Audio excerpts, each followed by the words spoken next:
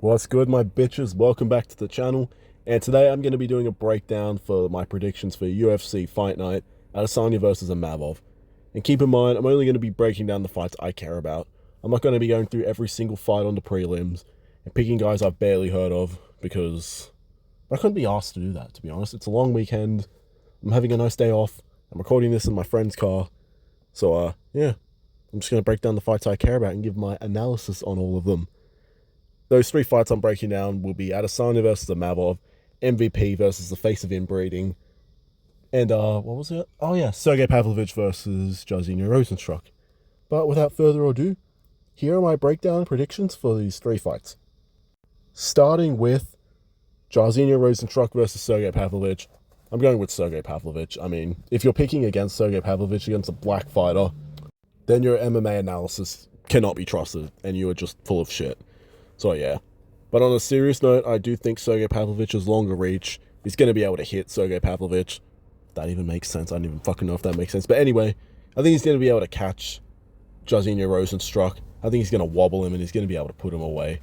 I mean, we've seen Rozenstruik get knocked out and finished before by guys like Ngannou and Alexander Volkov. So I think Sergey Pavlovich is going to be able to do something similar.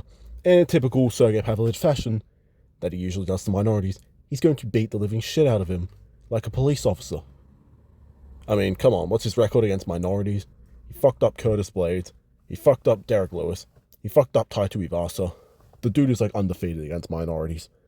And I think he would continue the undefeated streak against minorities in this one. So yeah, I'm going with Sergey Pavlovich by, I'm going to say a first round TKO. I could see a world where maybe Jairzinho Rozenstruik is able to outpoint him because I do think Sergey Pavlovich is a bit of an aura merchant.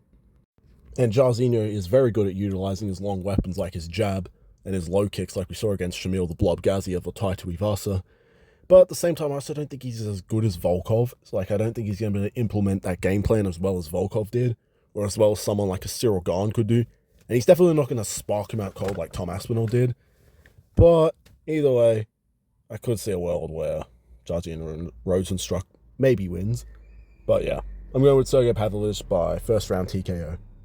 Coming up to the co-main event of the evening, we have MVP versus the face of inbreeding, Shara Bullet. And this may surprise you, but I'm just going to fucking go with Shara Bullet, you know. He's undefeated, he's Dagestani, he's inbred, he has plot armor. I'm actually picking him the plot armor his way to victory. Like, I don't have any actual reasons as to why he'll win. I just think he'll plot armor his way to a victory. And if he gets outstruck, I just have a weird feeling he's going to just somehow magically learn to wrestle and just wrestle MVP. But in all seriousness, if MVP does win, I will not be surprised in the slightest. I think there's a high likelihood that happens, but just for the sake of it, I'm just going to go with fucking Shara Bullet. Sorry, guys. And of course, we have the main event of the evening between Israel Adesanya and Nassourdine Imavov. And as you can probably tell by the picture, I'm going with Nassourdine Imavov. No hard feelings towards Israel Adesanya. I just think Imavov has an advantage going to this fight given that he's younger. He has a bit less mileage on him. He's on a 3-fight win streak, so he's got a lot of momentum.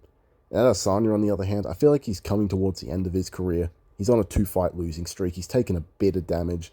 Not that I think that it's really a factor, like the damage he's taken, but I just think he's lost all his momentum. He's lost his aura. I don't even know what his motivation's like. And I just feel like this fight isn't as big as some of the others, so I just feel like he doesn't have as much motivation to win this one as he would like the Duplessis fight. And yeah, he looked good against Duplessis, but that's not enough to make me pick him.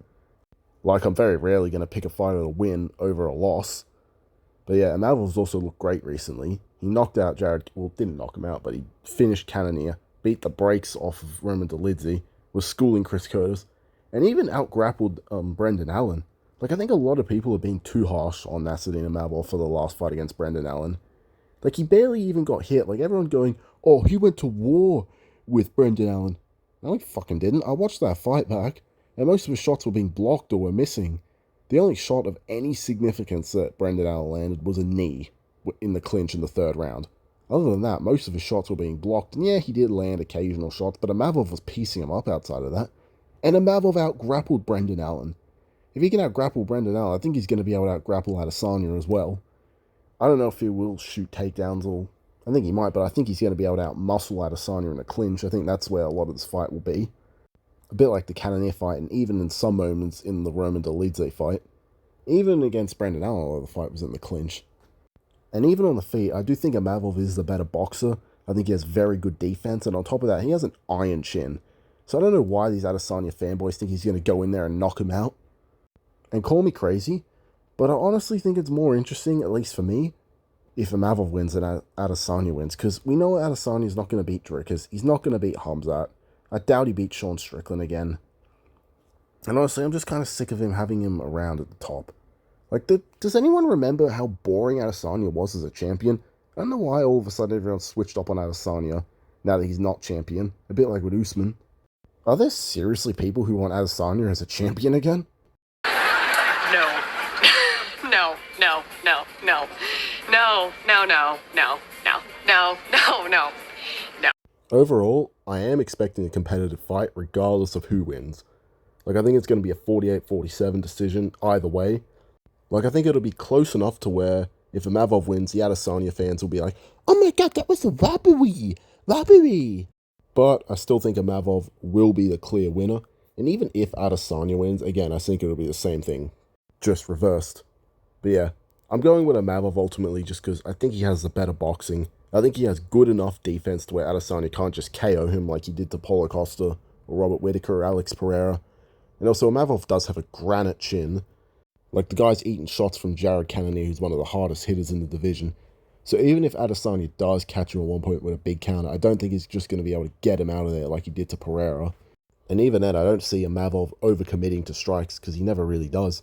And Imavov does have really good defense. He's got very good head movement, good blocking, great footwork. So I don't think Adesanya is just going to be able to counter him all night long. He does have a shorter reach than Adesanya by a fair bit, so that is a cause for concern. But either way, so did Robert Whittaker, and Robert Whittaker was able to outbox him in the rematch. Sean Strickland has a similar reach to Imavov, and he was able to abuse Adesanya out there. Like, you would have thought Adesanya was his slave the way Sean Strickland beat him. Overall, I do think Adesanya is the better kickboxer overall, but I do think pure boxing, Imavov is better. But I also think another area that will come into play heavily, like I already said, is the clinch. I do think Imavov is a lot stronger than Adesanya in the clinch, and he can muscle him around. He's also got good clinch strikes, as we saw in the Brendan Allen fight. He's good at landing punches on the break, and even likes to throw little head kicks on the break, which I don't see him really landing against Adesanya, but it's something he does have in his tool bag. And even just the grappling in general, I think if he takes Adesanya down, he will kind of have his way with him. I don't think he's going to go out there and submit Adesanya, but I do think he will have success on the ground with him, because at the end of the day, Imavov did out-grapple Brendan Allen, and he did have moments on the grappling against Roman Dolidze. So yeah, I'm going with Nasruddin Imavov by a 48-47 decision. I think either way, we're in for a competitive fight. Hopefully Imavov goes out there and just KOs him. That would be great. But yeah, Nasruddin Imavov by 48-47 decision. Well, that's the end of the video. You guys know the drill by now. Like, subscribe, hashtag all hail the Marlin Army, comment, share the video, whatever. Help me quit my job that I hate, yada yada yada. You know the drill. I'll probably do a post-fight breakdown depending on how the fights go. By that I mean if Imavov wins, I'm doing a post-fight breakdown. And if the fights are good, I don't know. And if I could be bothered. But yeah, that's all for today. See you guys.